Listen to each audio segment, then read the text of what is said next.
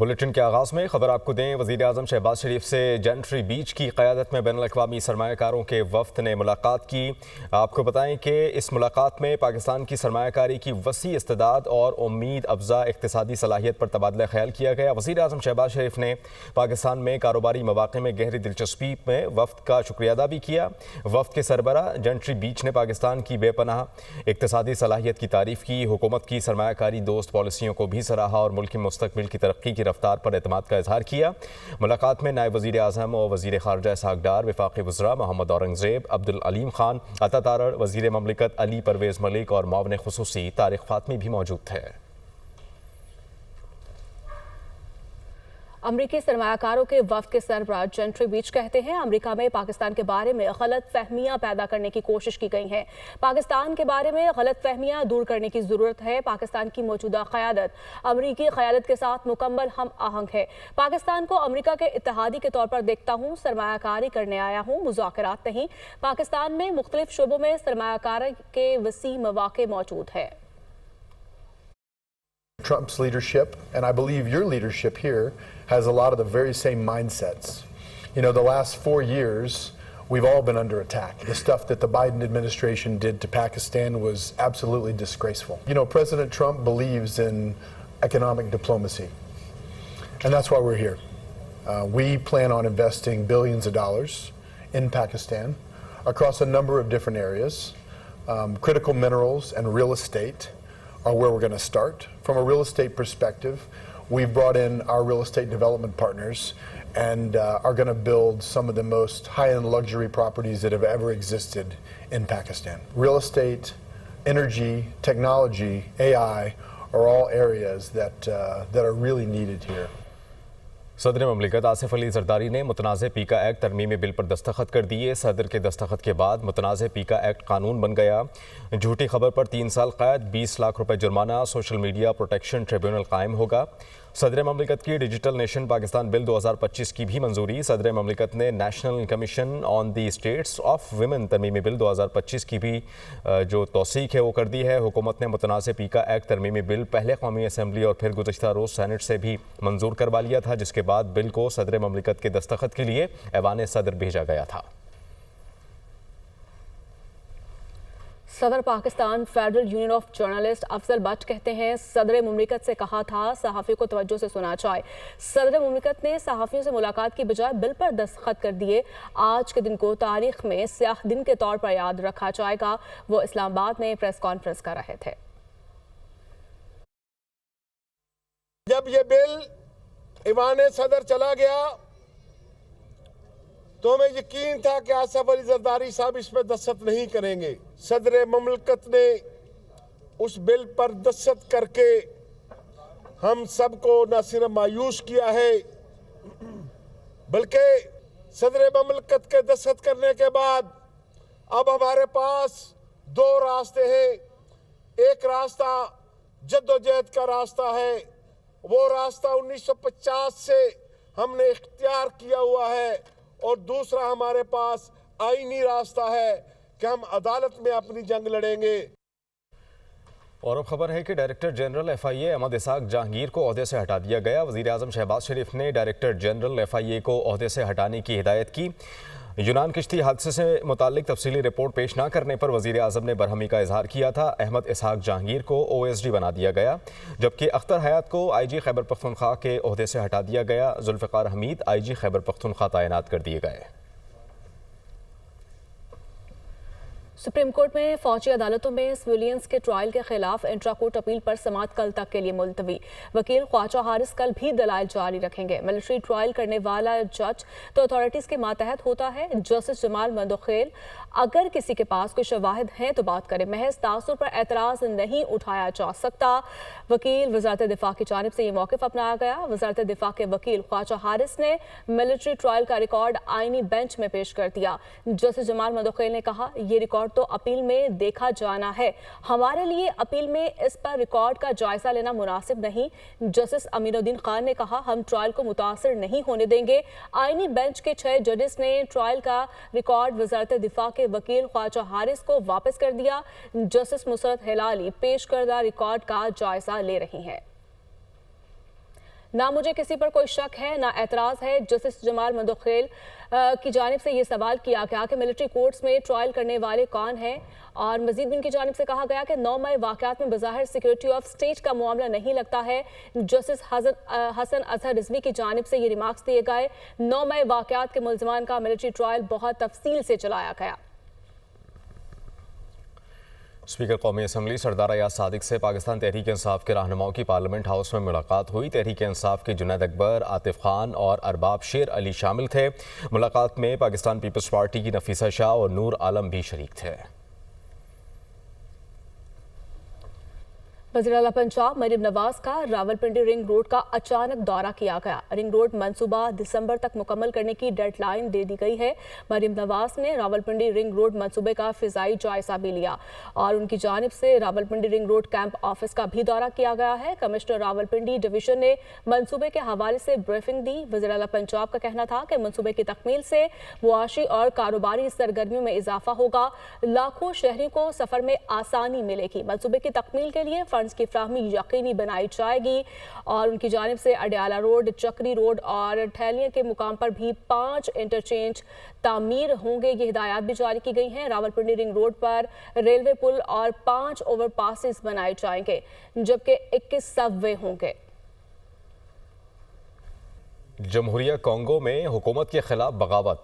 सूबाई दारुल हुकूमत गोमा पर बागियों ने कब्जा कर लिया। ज़राए के मुताबिक 50 से ज़ायद पाकिस्तानी गोमा में फंसे हुए हैं, जिनमें ख़वातीन बच्चे भी शामिल हैं। कॉन्गो में पाकिस्तानी सफारत खाना मौजूद नहीं है। तंजानिया के साथ एक्रीडेट है। पाकिस्तानी सफारत खाने का कहना है कि जो पाकिस्तानी कॉन्गो बॉर्डर क्रॉस करके रवांडा आ जाता है उसके रहने का इंतज़ाम कर रहे हैं। बात कर लेते हैं इस्लामाबाद से। ज़िशान यूसुफजई हमें ज्वाइन करेंगे। ज़िशान, क्या इक़दाम किए जा रहे हैं पाकिस्तानियों की वापसी से मुतल्लिक? देखिए, वहाँ कांगो में चूँकि पाकिस्तानी सफारत खाना मौजूद नहीं है, तो इस वक्त जो पाकिस्तानी है, जो हमें इत्तला मिली है, वो 50 से ज़ायद है, जिसमें ख़वातीन है, बच्चे हैं और बुज़ुर्ग शामिल हैं। कुछ फैमिलीज़ भी इसमें शामिल है।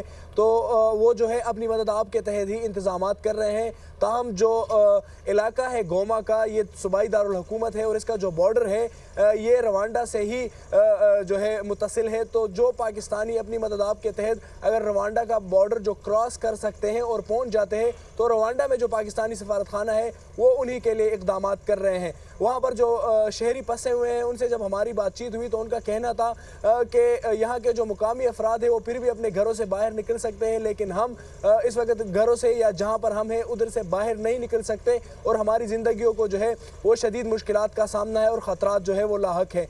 रवांडा में जो पाकिस्तानी सफारत खाना है उससे जब हमारी बातचीत हुई तो उन्होंने कहा कि हम जो इंतज़ामात है और इक़दामात है वो कर रहे हैं, लेकिन वो पाकिस्तानी खुद ही बॉर्डर क्रॉस करके जब रवांडा आएंगे तो हम जो है हम उन्हें फैसिलिटेट कर सकेंगे। अगर कांगो की बात की जाए तो वहाँ पर पाकिस्तानी सफारत खाना मौजूद नहीं है और उसके जो तमाम मामलात है वो तंजानिया में जो पाकिस्तानी हाई कमीशन है वही देख रहा है। लेकिन जो गोमा है, जो सूबाई दारुल हुकूमत है, जहाँ पर कब्जा किया गया है, वहीं पर ये पाकिस्तानी मौजूद है और ये रवांडा से ही मुतसिल है और इस वक्त उनकी जो जिंदगी हैं वो खतरात से लाहक है। 50 से ज़ायद पाकिस्तानी है, जिनमें ख़वातीन, बच्चे और बुजुर्ग शामिल हैं। पाकिस्तानियों को रवांडा का जो बॉर्डर है वो क्रॉस करना होगा, उसके बाद ही पाकिस्तानी सफारत खाना उनके लिए इक़दाम कर सकता है। आपने हमें अपडेट किया, बहुत शुक्रिया। तो नाज़रीन, खबर ये भी है कि कराची के लड़के की मोहब्बत में गिरफ्तार अमरीकी खातून गार्डन पहुंच गई हैं। कहती हैं लड़के से मिले बगैर अपने मुल्क नहीं जाऊंगी। हमारे नुमाइंदे बिलाल नसीर वहां पर मौजूद हैं, उनसे जान लेते हैं। बिलाल, बताएगा अमरीकी खातून का क्या कहना है?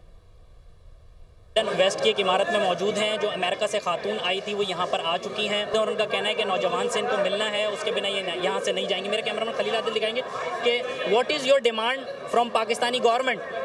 My demand from Pakistani government is to respect my religion, to give me more than 5,000 or more, 5,000 to 10,000 USD demand, so I can make Pakistan a better place.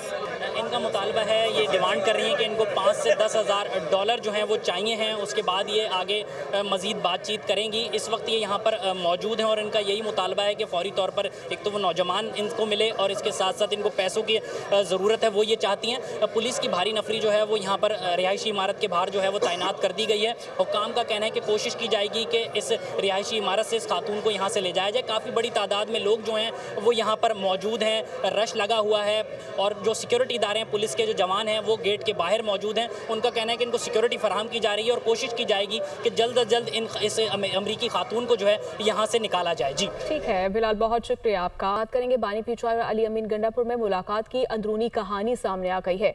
सूबे में मुबैना बैड गवर्नेंस और करप्शन की शिकायत मिल रही हैं। आप सूबे के चीफ एग्जीक्यूटिव हैं, गवर्नेंस बेहतर करें, सूबे में मुबैना करप्शन और बैड गवर्नेंस से मुतालिक शिकायत का खात्मा करें। बानी पीटवाई का तहफ़्फ़ुज़ात का इजहार। ट्रांसफर पोस्टिंग में मेरा कोई किरदार नहीं है, अरकान असम्बली पोस्टिंग ट्रांसफर्स के लिए सिफारिश करते हैं।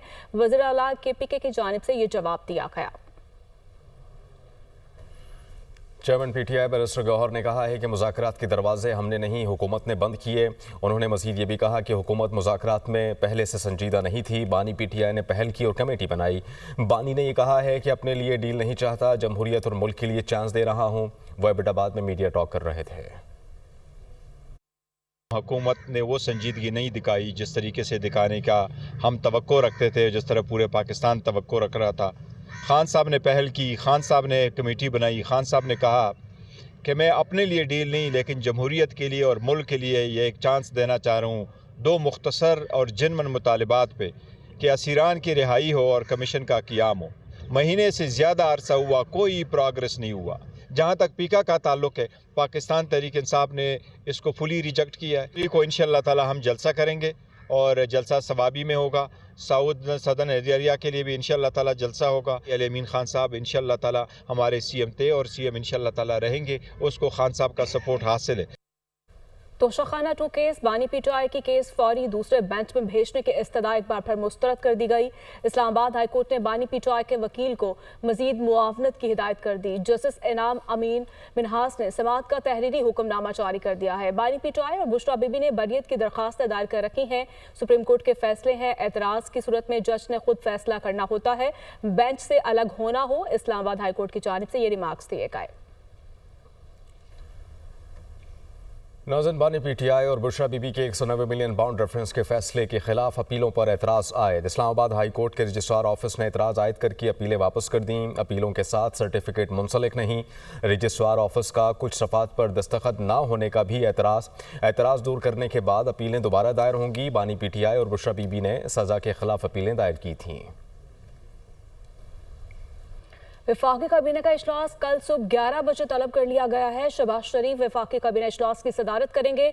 इजलास में सियासी और मुआशी सूरत हाल पर गौर किया जाएगा। आगे बढ़ेंगे। वज़ीर आला खैबर पख्तूनख्वा कहते हैं कि खुद जेल काट चुका हूँ। जेल इंसान की इस्लाह की ज़बरदस्त जगह है। जेल में सारे कैदी मुजरिम नहीं होते। उन्होंने मज़ीद ये भी कहा कि बगैर किसी वजह केस ताख़ीर का शिकार होते हैं।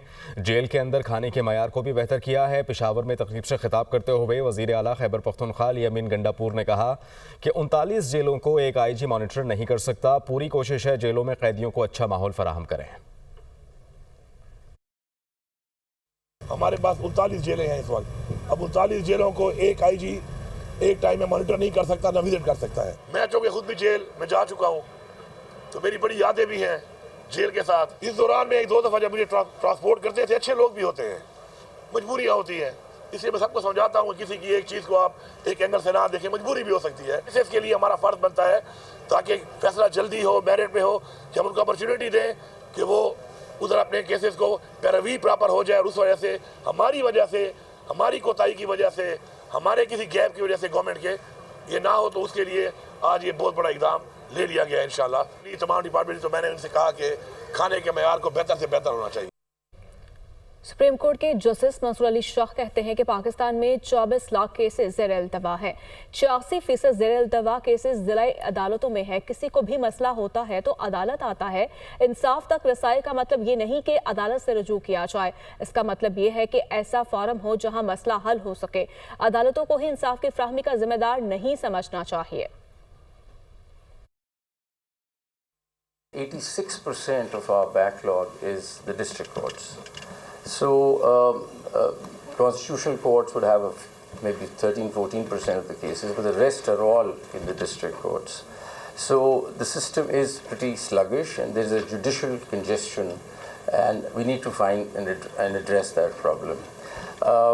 In Pakistan so far there's a single track. Anybody who has a dispute would rush to court. It's as if there's one road leading to court. I think so. The mindset has to change. There's no one road. I mean, there are multiple roads now going towards dispute settlement. We have a very limited number of judges. I think we need to have far more judges. If we were to look at international parameters of having 90 judges per million, we have 13 per million. वज़ीर आला सिंध मुराद अली शाह ने कहा है कि दुनिया भर में मौसम तब्दील हो रहा है। पाकिस्तान का शुमार मौसमियाती तब्दीली से सबसे ज़्यादा मुतासर ममालिक में होता है। मौसमियाती तब्दीली से निमटने के लिए इक़दाम किए जा रहे हैं। मौसमियाती तब्दीली के असरात में कमी के लिए शजरकारी बहुत ज़रूरी है। शमसी तवानाई के लिए 10 अरब रुपए मुख्तस किए हैं। माहौल दोस्त तवानाई का फ़रोग़ हमारी तरजीह है। वो कराची में पाकिस्तान मौसमियाती कॉन्फ्रेंस की तक़रीब से खिताब कर रहे थे। 10, 15, 20 साल पहले समझते थे कि जी क्लाइमेट की बात वो करें सिर्फ जिनके अदरवाइज कोई और प्रॉब्लम्स नहीं है, लेकिन अब सब रियलाइज़ करें कि सबसे बड़ा प्रॉब्लम यही है, और अगर आपने इसकी तैयारी नहीं की तो आपकी बाकी सारी चीज़ें पीछे रह जाएंगी। The government of Sindh is very conscious of this. मैं तो ये कहूँगा इन्वेस्टमेंट्स अपनी इन्वायरमेंट के सेक्टर में पाकिस्तान में लगाएं। पाकिस्तान को सख्त ज़रूरत है। Again the government of Sindh is undertaking in public-private partnership and through its own PSDP, through its own annual development program, huge, this current year, we've allocated 10 billion rupees for providing solar energy to the people, and that program has started. We started